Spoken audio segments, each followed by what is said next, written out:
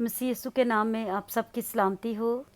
आज हम कलाम मुक़द्दस में से पढ़ेंगे पैदाइश की किताब 32 बाब पहली आयत से।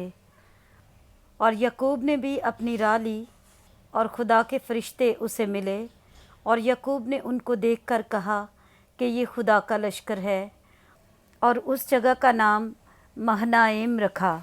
और याकूब ने अपने आगे आगे कासदों को, अदूम के मुलिक को, जो शईर की सरजमीन में है, अपने भाई ईसू के पास भेजा और उनको हुक्म दिया कि तुम मेरे खुदावन ईसू से ये कहना कि आपका बंदा याकूब कहता है कि मैं लाबन के यहाँ मुकीम था और अब तक वहीं रहा, और मेरे पास गाय बैल और गधे और भेड़ बकरियाँ और नौकर चाकर और लौंडियाँ हैं, और मैं अपने खुदावंद के पास इसलिए खबर भेजता हूँ कि मुझ पर आपके करम की नज़र हो। पस कासिद याकूब के पास लौट कर आए और कहने लगे कि हम तेरे भाई ईसू के पास गए थे, वो 400 आदमियों को साथ लेकर तेरी मुलाकात को आ रहा है। तब याकूब नहायत डर गया और परेशान हुआ, और उसने अपने साथ के लोगों और भेड़ बकरियों और गाय बैलों और ऊँटों के 2 गौल किए, और सोचा कि अगर यीशु एक गौल पर आ पड़े और उसे मारे तो दूसरा गौल बचकर भाग जाएगा।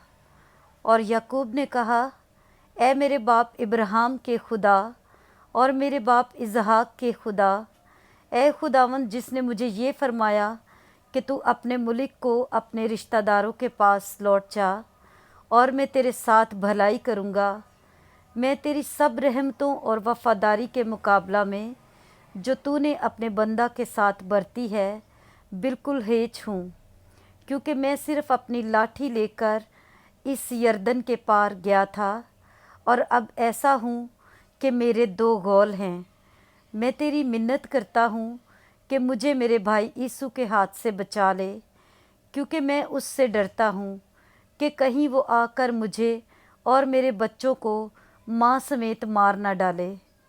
ये तेरा ही फरमान है कि मैं तेरे साथ ज़रूर भलाई करूँगा और तेरी नस्ल को दरिया की रेत की मानद बनाऊँगा, जो कसरत के सबब से गिनी नहीं जा सकती।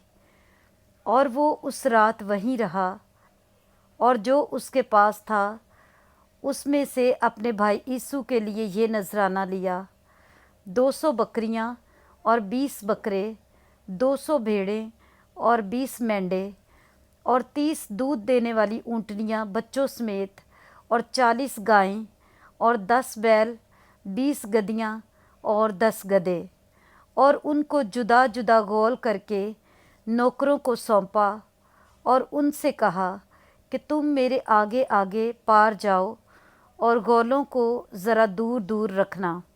और उसने सबसे अगले गौल के रखवाले को हुक्म दिया कि जब मेरा भाई ईसू तुझसे मिले और तुझसे पूछे कि तू किसका नौकर है और कहाँ जाता है, और ये जानवर जो तेरे आगे आगे हैं किसके हैं, तो कहना कि ये तेरे खादम याकूब के हैं।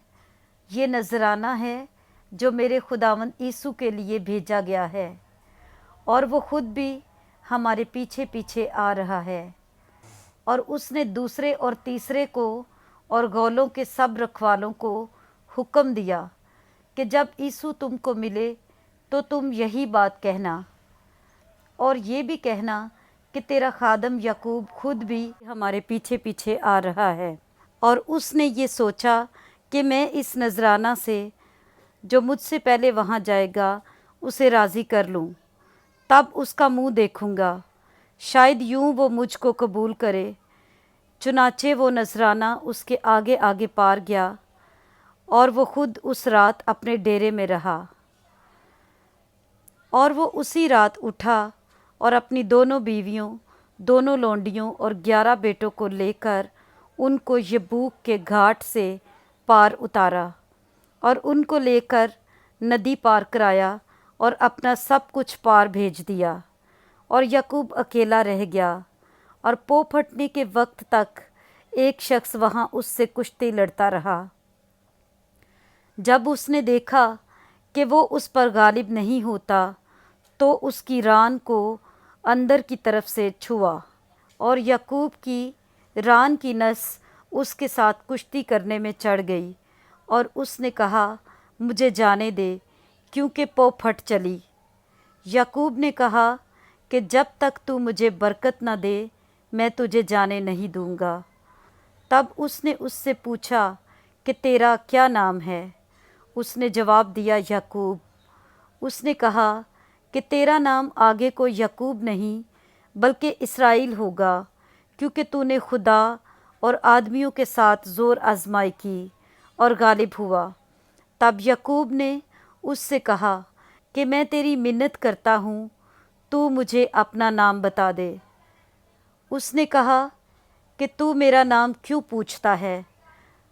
اور اس نے اسے وہاں برکت دی، اور یعقوب نے اس جگہ کا نام فنییل رکھا، اور کہا کہ میں نے خدا کو روبرو دیکھا تو بھی میری جان بچی رہی۔